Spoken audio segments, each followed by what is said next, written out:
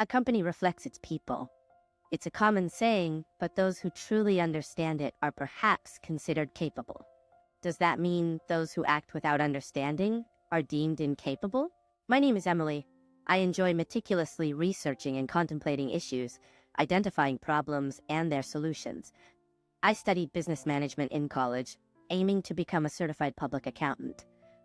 Although accounting falls under the humanities, I, excelling in STEM fields, had a knack for backing improvement suggestions with numerical evidence, a somewhat unconventional approach. In my freshman year, I met comrades, or rather friends, who had proved significant in my journey. We met at a college festival at a corn dog stand. My friend was part of a club running the stand, which had almost no customers. When I spoke to my friend, I learned their main concern was not the lack of customers, but rather the high cost of materials, which made it difficult to profit. As I reviewed their account book and identified several issues, a voice came from behind me. What you're pointing out is correct, but mentioning it now won't solve anything. We need to attract customers and increase sales regardless. That's right. For that, we need to come up with a plan to draw in customers. That was the moment I met Jackson, friend 1, and John, friend 2. John negotiated with the stand's leader and came up with a promotion, buy 3, get 1 free, and a chance to win a unique flavored corn dog. Jackson, with his exceptional salesmanship, started drawing in customers, quickly gathering a crowd. By the day's end, all the corn dogs were sold out. Both of you are amazing. I only pointed out problems. I think everything you said was correct, but once sales had started, we couldn't make changes. All we could do was increase sales. That day marked the beginning of our friendship. Jackson and John had known each other since high school. Jackson was studying business and John sociology. Our university was so large with numerous faculties and departments that it was unusual to never meet someone from a different department until graduation. In a way, our meeting that day was perhaps fate. We had a lot in common, but the truth is, all three of us had entirely distinct personalities. This might have been what drew us together, each finding freshness and attraction in the other's uniqueness. Jackson and John, friends since high school, and I, the third piece, blended our strong personalities together. College life became truly enjoyable after that. We formed a club, the Society for Making the World More Interesting. Though it was an unofficial, small-scale club with just the three of us, our daily discussions were indescribably fun. Of course, we were committed to our studies, delving deep into our interests. As graduation loomed, we began seriously discussing our future. We've had many theoretical discussions, but how about turning them into reality? In other words, why don't we start a company together after graduation? That sounds interesting and fun, but what would we do? Should be something unique to us. But if it's going to be a business, it needs to be profitable. Jackson's suggestion ignited something within us, and that small spark rapidly grew into a blazing fire. Upon graduation, we founded our company. Our company was registered as a wedding planning business and set up its office in a room of an apartment building that was quite old, having been constructed 30 years ago. Despite its deteriorating condition, which could lead to demolition at any time, its affordable rent and the distant location from the station made it a good place to settle into. Jackson volunteered to be the president. His calm demeanor and enthusiasm won John and me over, and there were no objections. John and I became vice presidents, but with just 3 employees, these were mere titles. Jackson, with his excellent sales skills, took charge of sales. John leveraged his creativity in planning, and I handled accounting, being good at mathematical calculations. Many entrepreneurs start businesses, but most spend the first few years on the brink of bankruptcy. Our company was no different, walking a tightrope every day. We pitched our plans to major wedding planning firms. Delivering results had not only met but exceeded their expectations. Gradually, our company's name began to spread in the industry. Firstly, John's imaginative planning ideas were a strength. He thoroughly researched what clients wanted, proposing ideas that left them in awe. Then Jackson's masterful sales pitches made these great plans shine even brighter.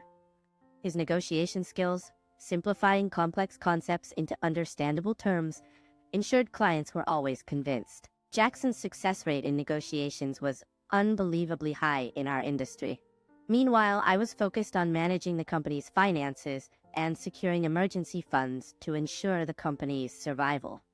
A company doesn't necessarily fail immediately if it goes into the red.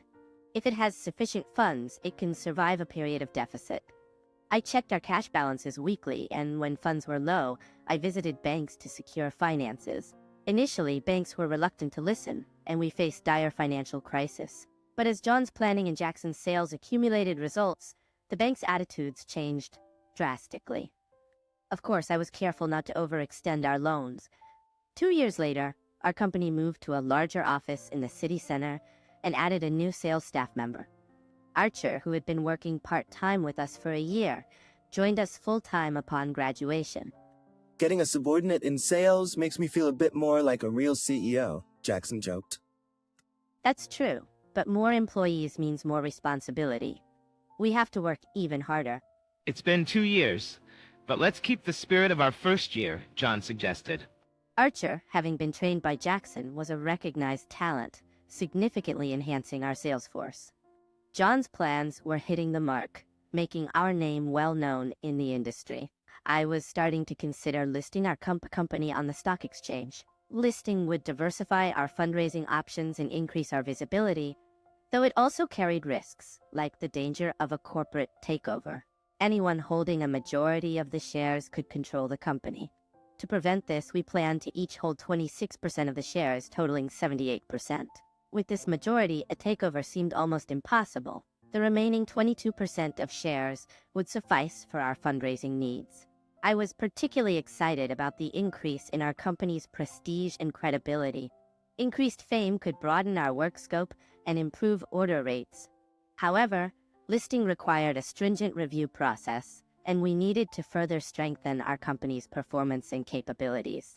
2 more years passed, and we expanded our staff, forming teams of 3 in sales, 2 in planning, and 3 in administration and accounting, bringing our total to 11 employees. Consequently, we moved to an even larger office. We've grown again, reaching new heights. Our reputation seems to be on the rise too, Jackson said with a sense of pride. True, and with this growth, our responsibility to contribute to society has increased. Our path to becoming a corporation is also advancing. We need to bolster our capital and reduce debts. I noted. Though a corporation can be established with just 1 cent of capital, substantial capital and manageable debts are necessary for stable operations. We needed to increase profits and strengthen the company's financial health. By then, our company had become a focal point in the industry. Our innovative and dream-inspiring plans were becoming increasingly popular. Jackson, as our CEO, was being hailed as a visionary leader, even featuring in industry magazine interviews. 2 years later, our staff grew to over 60, and our organizational structure was nearly perfect. We moved our office to a prime location downtown and surpassed $100 million in annual sales. We managed to invest $1 million in capital, officially registering as a corporation. We then successfully listed our stocks on the Boston Pro market, a market known for its accessibility to emerging companies.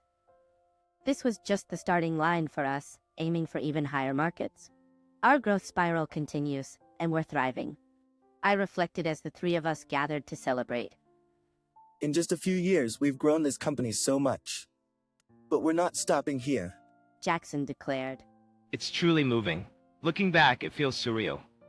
We want to keep making people happy. John added. The departments are well staffed now. My admin and accounting team is also gaining strength with new talent. I observed. With the company this big, I actually have something important to discuss with you. Emily. John, please be a witness. What is it? Something about finances? No, don't be shocked, but Emily, I want you to marry me. Jackson proposed. I was surprised, not just by the proposal, but also because John was there.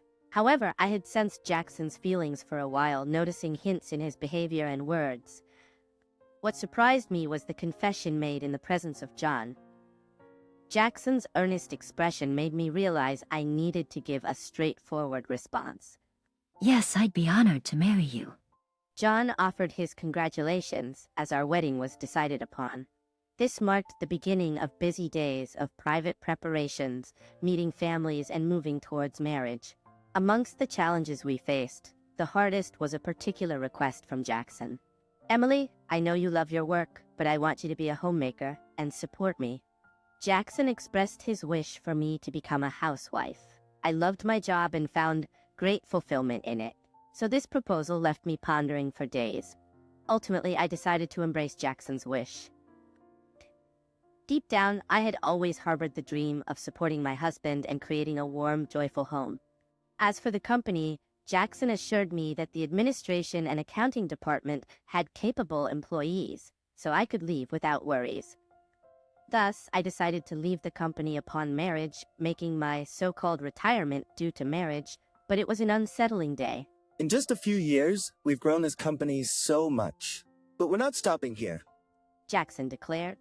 It's truly moving. Looking back, it feels surreal. We want to keep making people happy. John added.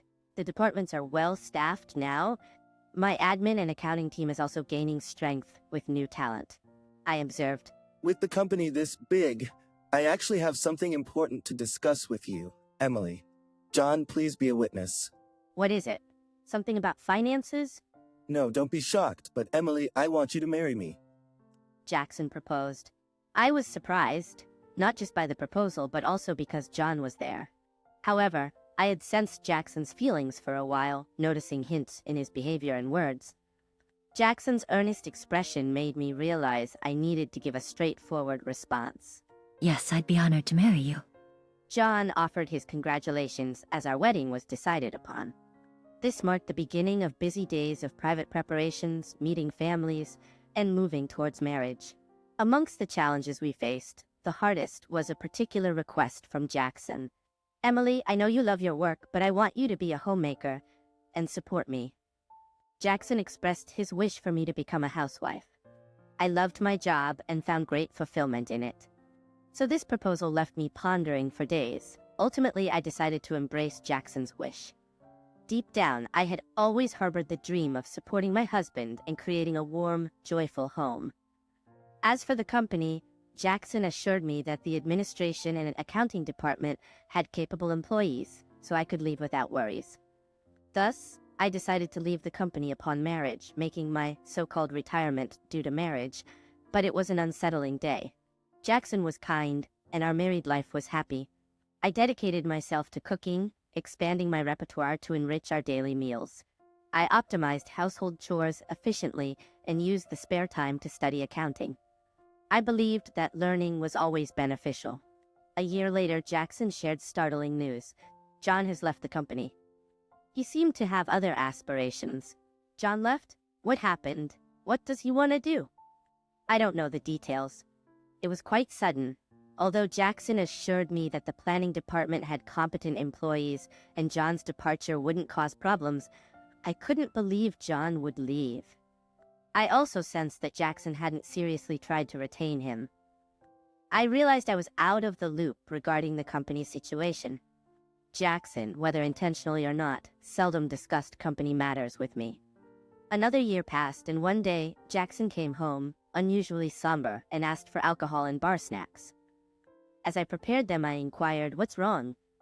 "It's rare for you to drink like this. Did something happen? Our company might be in trouble. Profits are almost non-existent and expenses keep piling up."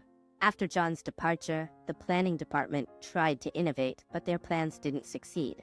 Customer trust dwindled, sales efforts faltered, and there were obstacles in funding. Delays in addressing these issues accumulated, leading to this predicament.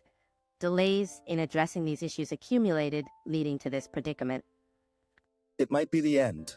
I finally became a president, leading many people, and now... Jackson lamented, his voice heavy with defeat. Wait, why are you giving up already? I can't accept that, Jackson. I'm going back to the company. We can't just let it end like this. That's reassuring, but can we really turn things around, even with you, Emily? We won't know unless we try. So, nearly 2 years later, I decided to return to the company. My plan was to understand the current situation, identify problems, and develop improvement strategies. Returning to the company after a long time, I felt something off about the office. Previously, It was filled with energy and loud voices, but now it was eerily quiet with only whispers heard. The number of employees had increased to 80 since then. With the office divided into 3 rooms, there should be around 25 people in this room alone, yet it was so quiet. Jackson assigned me as a general manager, overseeing the entire company. I first visited the sales department, which seemed unusually subdued and quiet.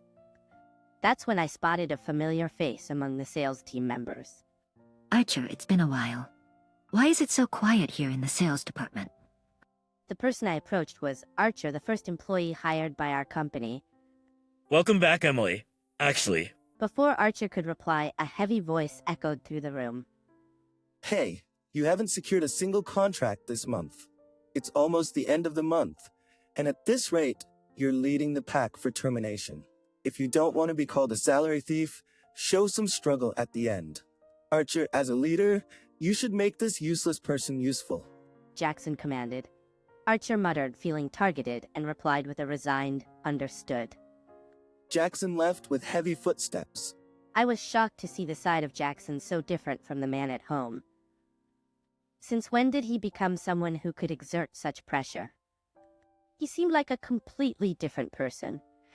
Archer shared that since John left the company, Jackson's attitude and speech had become increasingly high-handed.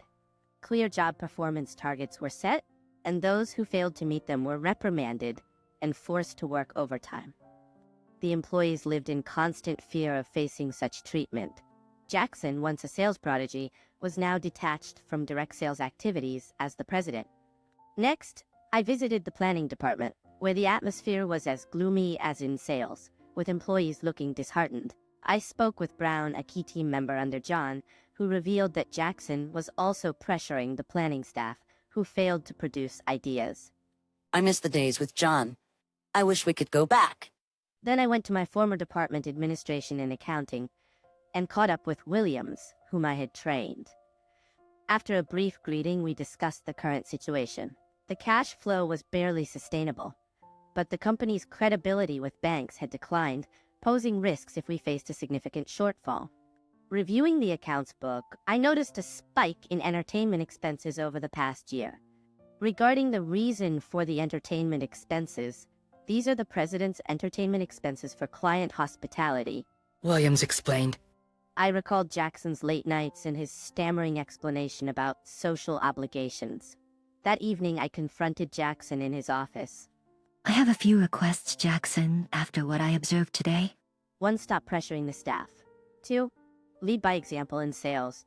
3. Cut back on unnecessary hospitality to conserve funds. When I demanded these 3 things from Jackson, I am the president. How can I let the employees disrespect me? How can a president casually join the fieldwork? As a president, I need to conduct top-level diplomatic entertainment. he refused. Doesn't the company's situation concern you, Jackson? This is a crucial time. How can you not show resolve as the president? I challenged him. He faltered, agreeing to consider my points.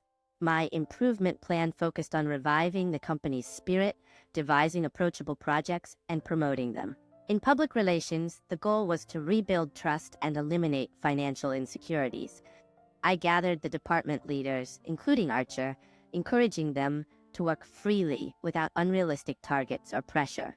I promised to abolish oppressive practices, encouraging them to raise issues and suggest improvements. We refurbished the break room, stocked it with free drinks and snacks, and transformed it into a space for employee interaction.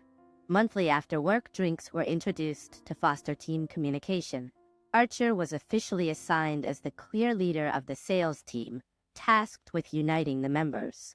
In the planning department, John's former lead team member was given freedom to create customer-pleasing plans. In administration and accounting, I took charge with competent staff revisiting banks. Former acquaintances and clients were pleased with my return and quickly recognized the staff I introduced. Meanwhile, Jackson occasionally tried to exert his previous high-handed behavior in various departments and requested funds in accounting, but I consistently blocked his attempts. He often appeared displeased at home, but my focus was solely on revitalizing the company. With 80 employees united in their efforts, a collaborative and vibrant atmosphere, developed in the office. I reviewed every proposal from staff, holding detailed meetings with department leaders, and promptly implementing viable ideas. For proposals we couldn't use, I personally explained the reasons to the suggesters, fostering a culture of open feedback and motivation. 1.5 years later, the company's performance significantly improved, and we successfully navigated out of the crisis. We're not completely out of the wood, but this turnaround is all thanks to everyone's efforts. I can't thank you enough. It's thanks to you, Emily, for bringing everyone together. We owe you our gratitude. During a morning assembly where I expressed my gratitude, Jackson, who had listened on the side, asked me to come to his office afterward. In the president's office, Jackson acknowledged my efforts. You did well in restructuring the company in such a short time. Thank you. Your role here is done. We're not completely secure yet, just a bit more. No need. I can handle the rest. You're done here? Are you asking me to go back to being a homemaker? I don't mind, but You're no longer needed, Emily. Not in the company, not at home. I want you to disappear. what are you saying, Jackson? Can't you understand? I'm firing you from the company. And we're getting a divorce. I was speechless, and Jackson with a smirk. Despite being the president, the employees disrespect me and praise you. They refuse to release funds for my entertainment expenses. It's my company, my money, and I can't use it freely because of you. You've become an obstacle. I'll surround myself with younger, more obedient women, both at work and home. So this is goodbye, Emily. He handed me a completed divorce application form.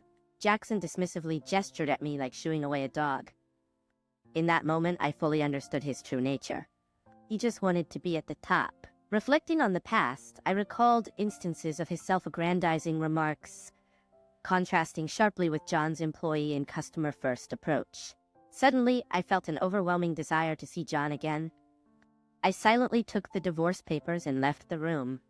After taking a deep breath outside, I felt a sense of release. When the employees, noticing my packing, asked what happened, I told them everything and said my goodbyes, leaving them in shock.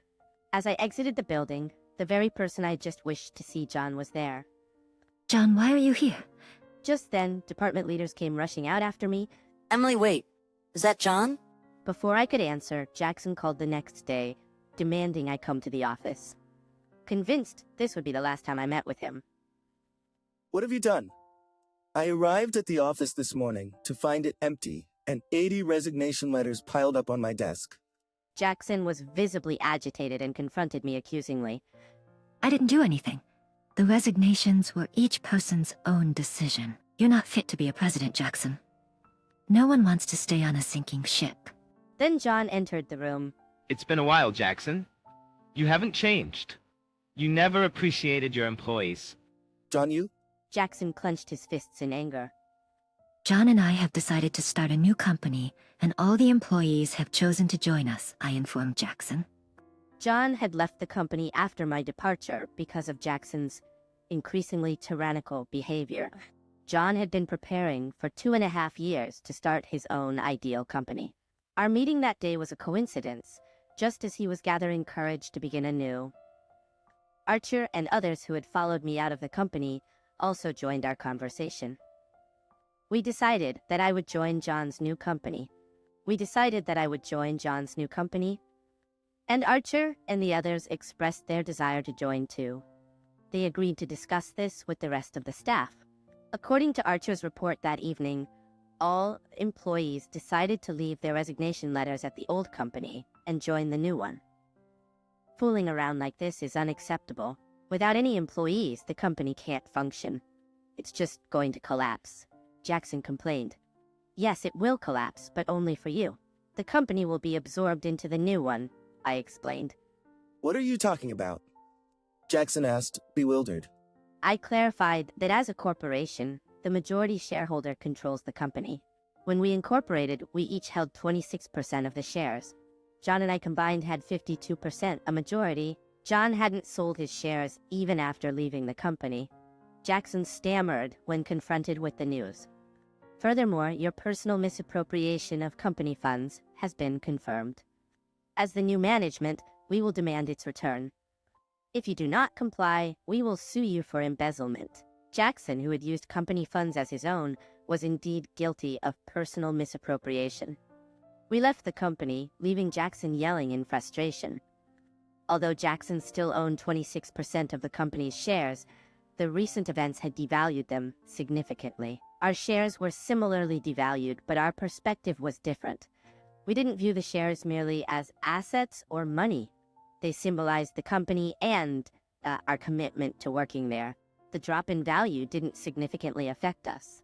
However, Jackson couldn't gather the funds necessary for the repayment of the misappropriated money and his other debts as their representative. This led to the loss of all his assets. The remaining amount turned into debt, and he would now lead a life dedicated to repaying it. Meanwhile, I'm working hard to get John's and my company off the ground. The knowledge and history of the old company have been integrated into the new one. John's customer first and employee valuing ethos are firmly established, and everyone is working with renewed energy. My divorce from Jackson is a closed chapter, a learning experience. I wish I'd had more courage when Jackson proposed to you, Emily. John said, revealing his thoughts. I'm certainly curious about him, but for now, I'm focused on work.